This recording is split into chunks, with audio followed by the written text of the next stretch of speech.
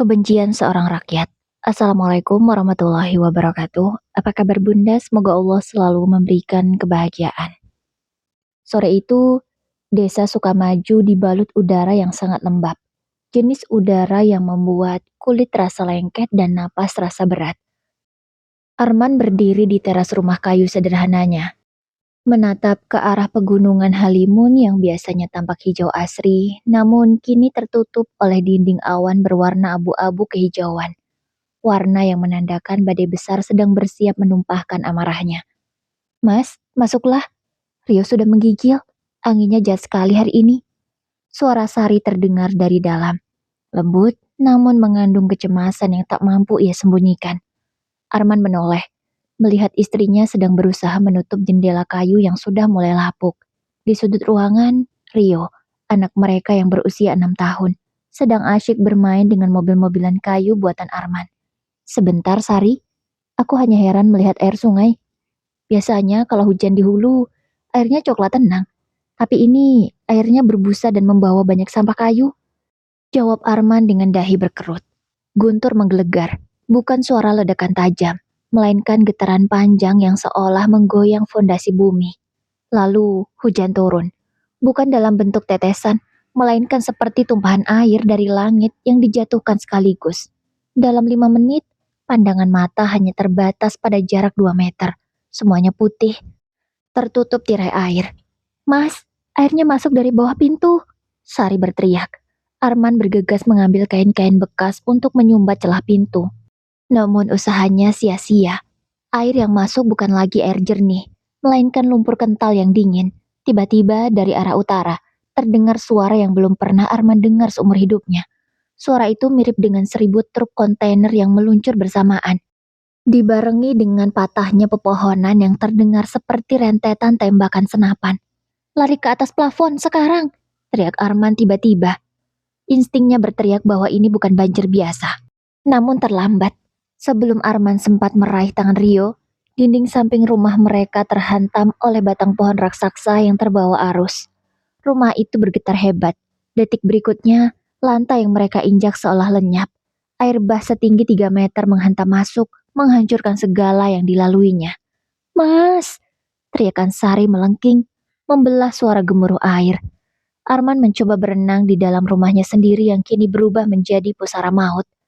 Ia melihat Sari mencoba meraih Rio, namun sebuah lemari besar jatuh menghantam di antara mereka. Arus air yang begitu kuat menarik Sari keluar melalui dinding yang jebol. Tanganmu, Sari, berikan tanganmu. Arman meraung. Jarinya sempat bersentuhan dengan ujung jari istrinya. Dingin, basah, dan dalam sekejap, genggaman itu terlepas. Sari terseret ke dalam kegelapan malam yang penuh dengan puing-puing bangunan. Arman hanya sempat melihat wajah istrinya yang ketakutan sebelum akhirnya wajah itu tenggelam di balik gulungan ombak lumpur yang ganas. Sari, raungnya. Namun yang masuk ke mulutnya hanyalah air sungai yang asin dan penuh pasir. Dengan sisa tenaga, ia menarik Rio yang tersangkut di kaki meja, lalu memanjat menuju sisa atap rumah yang masih tegak. Malam jatuh dengan cara yang paling kejam. Tidak ada bulan, tidak ada bintang. Hanya ada kegelapan pekat yang sesekali dibarengi oleh kilat yang menyambar. Arman duduk di atas genteng yang miring. Kakinya gemetar menahan beban tubuhnya dan Rio yang mendekap lehernya dengan sangat erat. Ayah, ibu di mana? Rio mau ibu. Tangis Rio pecah. Suaranya parau karena terlalu banyak menghirup udara dingin. Arman tidak bisa menjawab. Setiap kali ia mencoba bicara, tenggorokannya terasa seperti disumbat batu. Ia menatap ke bawah, ke tempat yang dulunya adalah perkampungan yang damai. Kini, hanya ada lautan hitam yang bergerak cepat. Sesekali, ia melihat lampu senter menyala di kejauhan, lalu padam tiba-tiba, diikuti oleh jeritan yang menghilang di tengah derasnya arus. Ibu sedang mencari bantuan, nak. Ibu kuat, ibu bisa berenang. Dusta Arman. Hatinya perih seperti disayat-sayat. Ia tahu betul, dalam arus seganas itu, peluang istrinya selamat sangatlah kecil. Namun ia harus kuat demi anaknya yang menggigil kedinginan dalam pelukannya. Angin malam menusuk hingga ke sumsum tulang. Arman melepaskan kaosnya, memeras airnya, lalu menyelimuti tubuh Rio yang mungil. Ia sendiri membiarkan dadanya dihantam angin dan sisa hujan. Di sekelilingnya, suara alam terdengar begitu mencekam. Suara gesekan kayu, suara atap seng yang terbang tertiup angin, dan suara blup-blup air yang menelan benda-benda rumah tangga. Man, Arman, kau di situ? Sebuah suara parau terdengar dari atap rumah sebelah yang berjarak sekitar 5 meter. Itu suara Pak RT, pria tua yang sudah dianggapnya seperti ayah sendiri. Iya Pak, saya di sini dengan Rio. Sari hilang Pak. Teriak Arman dengan isak tangis yang tak terbendung lagi. Sabar Man, sabar. Jangan turun, air masih naik. Berpeganganlah pada paku atap. Sahut Pak RT. Suaranya gemetar. Ia juga sendirian di atas sana. Istrinya yang sudah tua tak mampu menyelamatkan diri saat air pertama kali datang. Malam itu terasa seperti ribuan tahun. Setiap kali Rio tertidur karena kelelahan, Arman harus mengguncang tubuhnya agar anaknya tidak kehilangan kesadaran karena hipotermia. Ia terus menatap ke arah jalan raya di perbukitan yang jauh. Di sana, lampu-lampu jalan masih menyala, menandakan peradaban masih ada. Namun di sini, di bawah sana, mereka hanyalah angka-angka yang menunggu ajal dalam kesunyian yang mengerikan. Kenapa tidak ada yang datang, Ayah? Kenapa lampunya tidak ke sini? Tanya Rio lemah. Arman menatap lampu-lampu di kejauhan itu dengan tatapan penuh kebencian yang mulai tumbuh. Mereka akan datang, Rio. Mungkin mereka sedang bersiap, bisik Arman. Meski di dalam hati ia bertanya, Tuhan, apakah kami sudah dilupakan? Fajar menyingsing dengan warna pucat yang sakit. Cahaya matahari yang seharusnya membawa harapan, justru menyingkapkan pemandangan yang membuat jantung Arman serasa berhenti berdetak. Desa Sukamaju yang dulu rimbun dengan pohon kakao dan kelapa, kini berubah menjadi rawa raksasa yang mengerikan. Atap-atap rumah tersisa tampak seperti nisan-nisan kayu yang terapung di atas makam massal berlumpur. Lihat, Ayah, ada cahaya di sana. Rio menunjuk ke arah gedung kecamatan yang berdiri megah di dataran yang lebih tinggi, sekitar 1 kilometer dari posisi mereka. Dari ketinggian atap, Arman bisa melihat dengan jelas. Lampu-lampu kristal di lobi kantor kecamatan itu masih menyala terang. Beberapa mobil SUV hitam mengkilap terparkir rapi di halaman yang kering dan beraspal mulus. Di sana, kehidupan tampak normal. Mungkin ada orang yang sedang menyesap kopi hangat sambil mengeluh karena hujan menghambat perjalanan mereka. Sementara di sini, Arman harus memeras kain dekil untuk kongannya. Pak RT, lihat ke arah kantor kecamatan, teriak Arman ke arah tetangganya. Pak RT yang wajahnya kini tampak 10 tahun lebih tua dan dipenuhi guratan kesedihan, mencoba berdiri tegak di atas bumbungan atap. Ia menyipitkan mata. Mereka punya perahu karet di gudang belakang kantor itu, Man. Aku sendiri yang membantu mengangkutnya saat pengadaan tahun lalu. Ada 5 buah. Lalu kenapa mereka tidak menurunkannya? Suara Arman meninggi, bercampur dengan isak tangis yang mulai berubah menjadi kemarahan. Kita sudah 12 jam di sini. Ada anak kecil, ada orang tua. Apa mereka buta? Ucap Arman. Mungkin mereka menunggu instruksi, jawab Pak RT dengan suara hampa. Atau mungkin mereka sedang menunggu sarapan mereka selesai dimasak, jawab Pak RT. Waktu terus merayap. Setiap menit terasa seperti jarum yang menusuk kulit. Sekitar pukul 9 pagi, mereka melihat pergerakan di halaman kantor itu. Beberapa orang berseragam coklat keluar ke beranda, menunjuk-nunjuk ke arah desa yang tenggelam. Arman melambaikan kaos putihnya dengan gila-gilaan. Ia berteriak hingga kerongkongannya terasa berdarah. Tolong, tolong kami di sini, anak saya kelaparan, teriaknya. Namun, orang-orang berseragam di kejauhan itu hanya berdiri diam. Salah satu dari mereka tampak mengangkat ponsel, seolah sedang mengambil foto atau video, lalu kembali masuk ke dalam gedung yang sejuk ber-AC. Tak ada perahu yang turun, tak ada pelampung yang dilemparkan, yang ada hanyalah kesunyian yang menghina penderitaan mereka. Arman terduduk lesu, ia menatap Rio yang kini hanya bisa bersandar lemah di dadanya. Ayah, apakah Tuhan tidak mendengar doa kita? Rio sudah minta tolong sama Tuhan supaya ibu datang bawa nasi. bisik anak itu dengan suara yang hampir tak terdengar. Arman memeluk erat anaknya. Air matanya jatuh ke air banjir di bawahnya. Tuhan mendengar, nak, tapi orang-orang di sana, mereka menutup telinga mereka dengan tumpukan uang dan kekuasaan, jawab Arman. Hari kedua dimulai dengan serangan rasa lapar yang luar biasa. Itu bukan lagi sekedar rasa lapar biasa yang hilang setelah minum air. Itu adalah rasa sakit yang mengoyak dinding lambung. Perut Arman terasa seperti sedang meremas dirinya sendiri, menciptakan sensasi mual yang hebat. Ayah, Rio lapar sekali. Perut Rio perih, isak Rio. Bocah itu sudah tidak memiliki energi untuk menangis kencang. Air matanya pun seolah sudah kering. Arman memandang sekeliling dengan putus asa. Di permukaan air yang mengalir tenang namun mematikan, ia melihat segala macam sampah, bantal yang basah, bangkai ayam yang sudah menggembung, dan batang pohon. Tidak ada yang bisa dimakan. Tunggu di sini, nak. Jangan bergerak sedikit pun, perintah Arman. Ia merangkak ke tepian atap. Matanya tajam mengawasi setiap benda yang hanyut. Ia melihat sebuah plastik merah tersangkut di kabel listrik yang menjuntai. Dengan sisa tenaga, ia menjulurkan kakinya, mencoba menggapai plastik itu. Jika itu berisi makanan, itu adalah nyawa bagi Rio. Namun saat berhasil diraih, isinya hanyalah tumpukan deterjen yang sudah cair. Arman melempar plastik itu ke air dengan geram. Di atap lain yang agak jauh, terdengar suara keributan. Dua orang pria dewasa berkelahi memperebutkan sebuah tas yang hanyut. Mereka saling pukul di atas genteng yang licin, hingga salah satu dari mereka terpleset dan jatuh ke dalam arus. Pria itu tidak muncul lagi. Orang-orang lain yang melihat hanya terdiam, terlalu lemah untuk peduli atau membantu. Moralitas mulai terkikis oleh insting bertahan hidup yang paling dasar. Man, anakku, suara lirih datang dari Bu Siti yang bertahan di dahan pohon besar di dekat rumah Arman. Dia terus muntah-muntah. Dia minum air banjir tadi malam karena tidak tahan haus.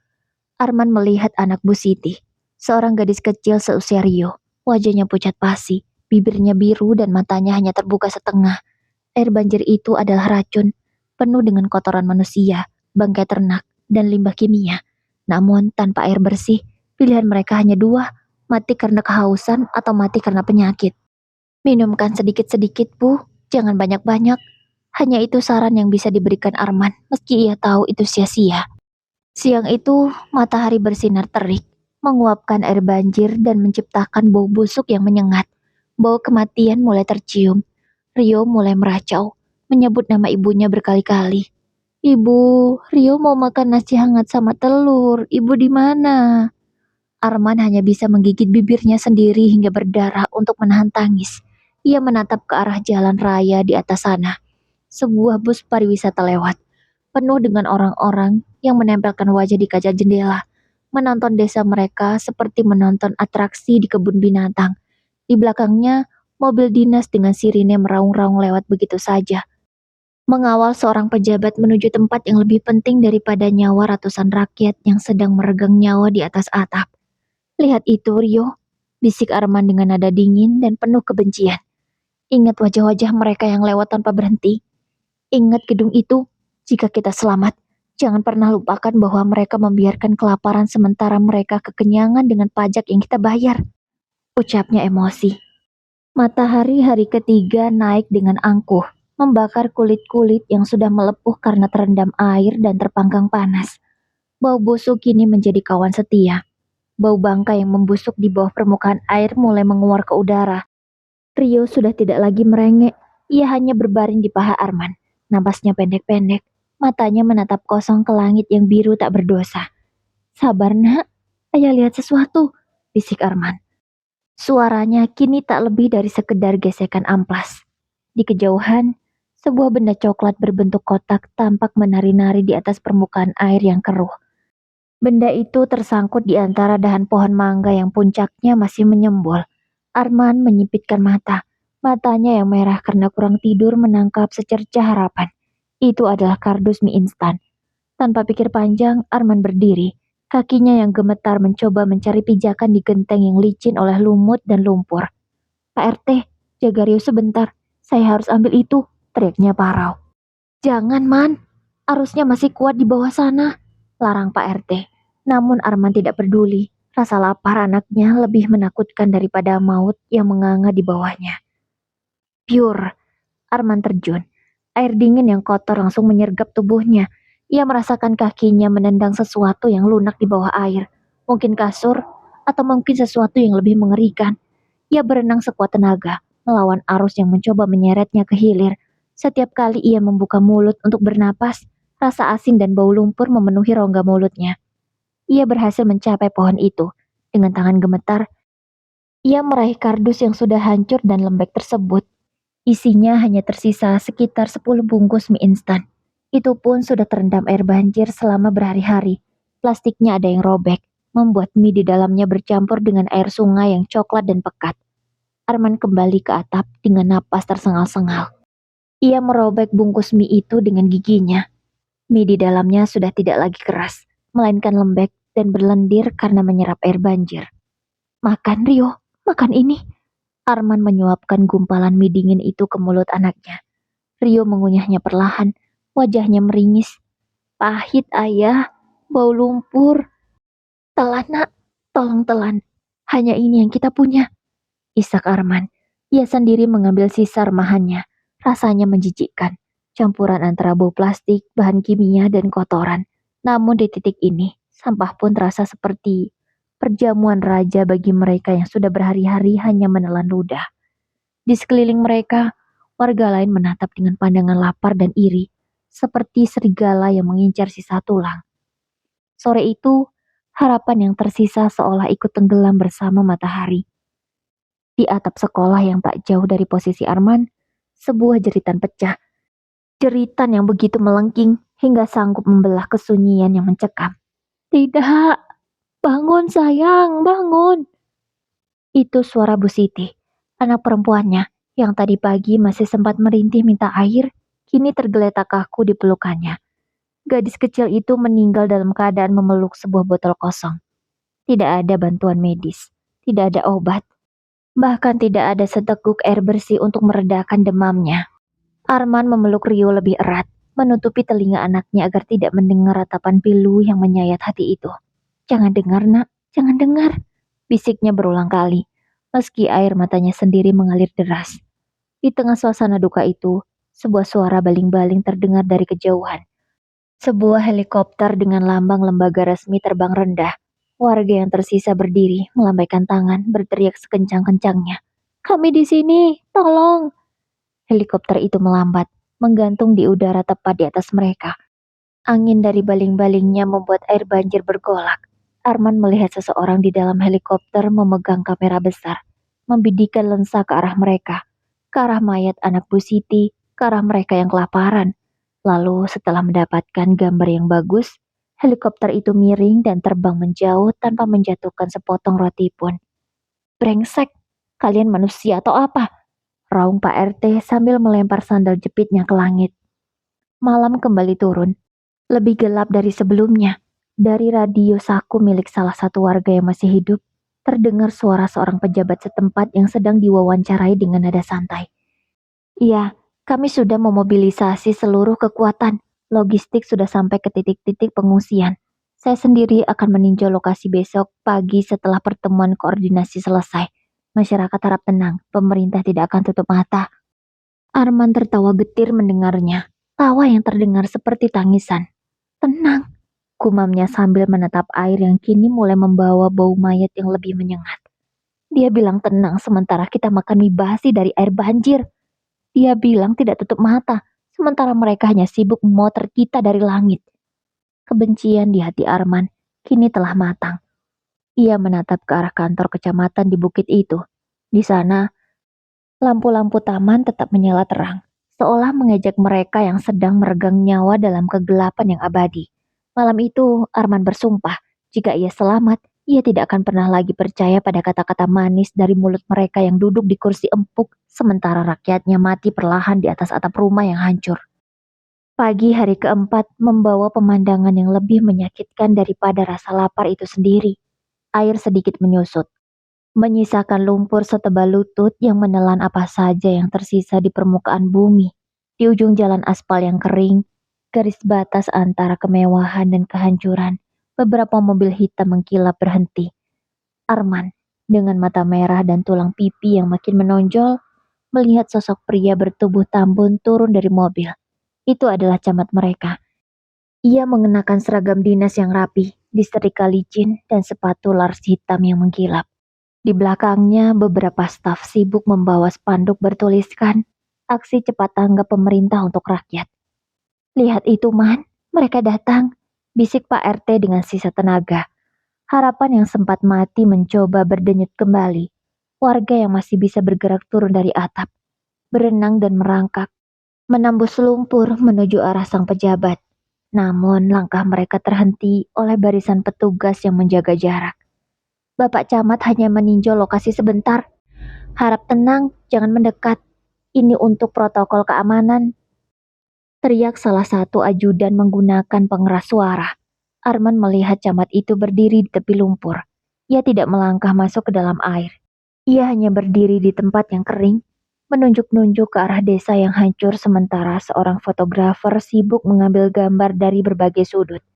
Setelah 3 menit berpose, prihatin, pria itu kembali masuk ke dalam mobilnya yang ber-AC karena cuaca terlalu panas. "Pak, kami belum makan 4 hari," teriak seorang warga, suaranya pecah oleh tangis. Mobil itu tetap melaju, kaca gelapnya tertutup rapat. Seolah-olah bau kemiskinan dan penderitaan rakyatnya tidak boleh menembus kabin mewah itu. Mereka pergi tanpa meninggalkan satu butir nasi pun. Yang mereka tinggalkan hanyalah kepulan asap knalpot dan spanduk yang kini miring karena tertiup angin. "Mereka tidak datang untuk kita, Pak RT," kata Arman sambil mengepalkan tangan hingga kukunya melukai telapak tangannya sendiri. "Mereka datang untuk citra mereka sendiri. Kita ini cuma latar belakang foto bagi mereka." Malam kelima adalah puncak dari segala penderitaan. Tubuh Arman sudah mencapai titik batasnya. Suhu tubuh Rio naik turun, dan anak itu mulai mengigau. "Ayah, lihat, ibu bawa balon," gumam Rio dengan mata terpejam. Tangan mungilnya yang keriput karena air mencoba meraih udara kosong itu. "Ibu, Rio mau ikut ibu ke taman." "Jangan Rio, jangan ikut ibu dulu," jerit Arman sambil memeluk anaknya. Ia tahu dalam kondisi seperti ini, halusinasi adalah tanda bahwa nyawa sedang berada di ambang pintu keluar. Arman sendiri mulai melihat hal-hal aneh. Ia merasa melihat istrinya, Sari, sedang memasak di dapur rumah mereka yang sudah hancur.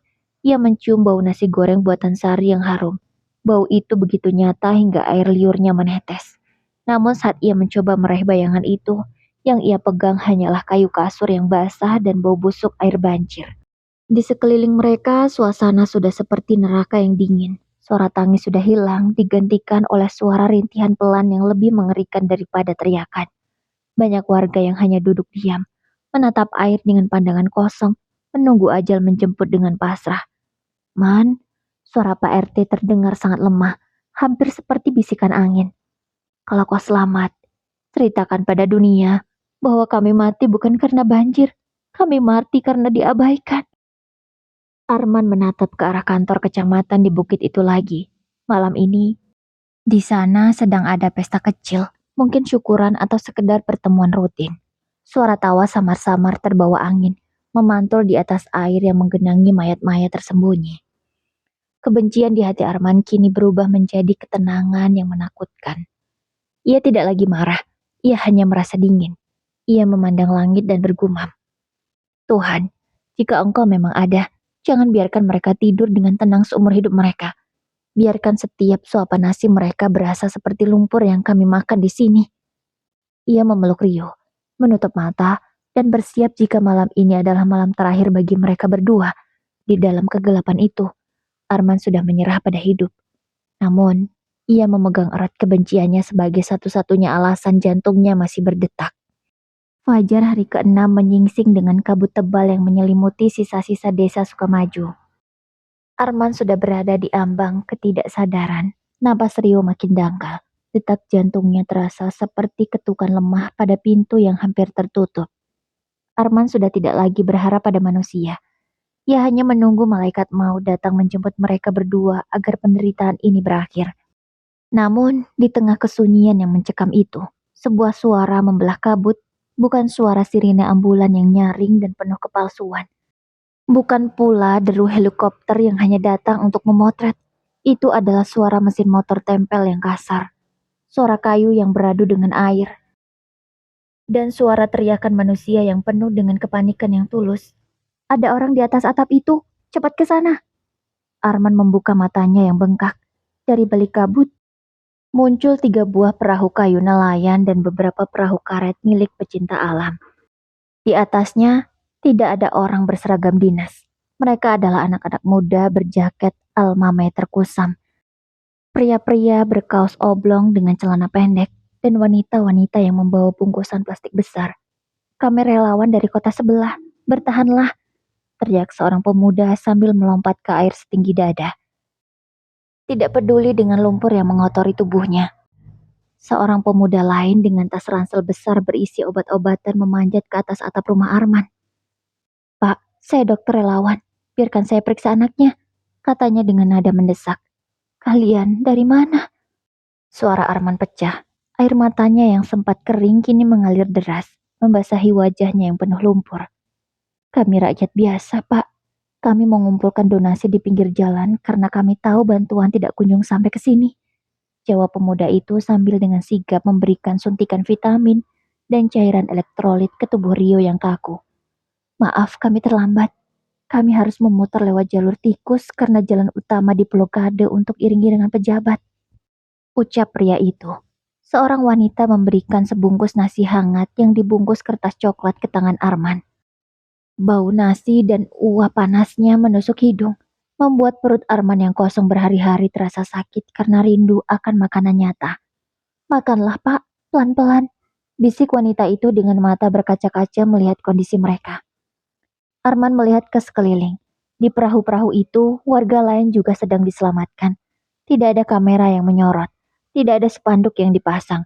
Mereka hanya bekerja secepat kilat, menggendong yang lemah dan menyuapi yang kelaparan. Inilah bantuan yang mereka tunggu selama 6 hari. Bantuan yang datang bukan dari gedung mewah di atas bukit, melainkan dari tangan-tangan kasar orang-orang yang bahkan tidak mereka kenal namanya. 1 minggu setelah banjir surut, desa Sukamaju berubah menjadi padang lumpur yang kelabu. Arman berdiri di bekas tapak rumahnya. Tidak ada yang tersisa kecuali fondasi semen yang retak. Di sampingnya, Rio berdiri memegang sebuah mainan baru pemberian relawan. Meski tatapannya masih sering kosong, mencari ibunya di setiap sudut reruntuhan. Di pinggir jalan raya yang sudah bersih, sebuah tenda besar milik pemerintah baru saja didirikan, lengkap dengan spanduk foto pejabat berukuran raksasa yang tersenyum lebar. Mereka sedang mengadakan seremoni penyerahan bantuan simbolis. Seorang ajudan berseragam rapi mendekati Arman yang tampak kusam. Pak, mari ikut ke sana. Bapak Bupati ingin berfoto dengan warga terdampak sambil menyerahkan bingkisan sembako. Ini bagus untuk laporan pembangunan. Arman menoleh. Ia menatap wajah ajudan itu, lalu menatap kerumunan pejabat yang sedang tertawa-tawa di bawah tenda ber-AC tersebut. Kebencian yang sudah mengkristal di dadanya, kini terasa tenang, namun sangat tajam. Katakan pada bupatimu, suara Arman terdengar berat dan berwibawa. Bingkisan itu tidak akan pernah bisa menggantikan nyawa istriku yang hilang saat kalian asyik rapat di hotel. Bingkisan itu tidak akan pernah bisa menghapus rasa pahit air banjir yang diminum anakku selama 6 hari, katanya tegas. Arman mengeluarkan sebuah bungkusan plastik berisi sisa mie instan yang hanyut. Mie yang ia temukan di hari kelima. Ia meletakkannya tepat di tangan ajudan yang kebingungan itu. Berikan ini pada bupatimu. Katakan, ini adalah makanan rakyatnya saat dia sedang tidur nyenyak. Biar dia tahu rasa pahit yang kami telan, kata Arman. Arman membalikkan badan, menggandeng tangan Rio, dan berjalan menuju tenda kecil milik para relawan mahasiswa di ujung desa. Di sana, meski hanya ada tikar plastik dan nasi bungkus sederhana, Arman merasakan kehangatan yang jujur. Para relawan itu sedang sibuk membantu warga mencari sisa-sisa barang berharga. Mereka tidak butuh foto, mereka tidak butuh tepuk tangan. Di mata Arman, mereka adalah pahlawan yang sebenarnya. Sementara orang-orang di atas bukit itu hanyalah hiasan yang membusuk di atas penderitaan rakyat. Saat matahari terbenam, Arman menatap langit. Ia tahu, hidupnya tidak akan pernah sama lagi. Rumahnya hilang, istrinya tiada, dan kepercayaannya pada sistem telah mati. Namun di tengah kehancuran itu, ia melihat Rio tersenyum kecil saat dibantu belajar membaca oleh seorang mahasiswi relawan. Kita akan bertahan, Rio, bisik Arman pada angin. Bukan karena mereka peduli, tapi karena kita punya satu sama lain. Dan karena masih ada orang baik yang bergerak tanpa perlu jabatan. Arman yang sudah sangat kecewa dan benci, mengambil spanduk milik pemerintah itu, membakarnya hingga tidak tersisa. Ia menangis karena teringat pada istrinya yang mungkin tidak bisa ditemukan karena sudah tertimbun oleh lumpur atau terseret arus yang jauh. Ia hanya bisa mendoakan, semoga Sari tenang di sana. Oke Bunda, demikian kisahnya. Saya pribadi turut berduka cita atas musibah yang menimpa saudara kita di Sumatera. Semoga mereka diberikan ketabahan, keikhlasan, dan semoga segera bisa bangkit melewati cobaan yang berat ini. Wassalamualaikum warahmatullahi wabarakatuh.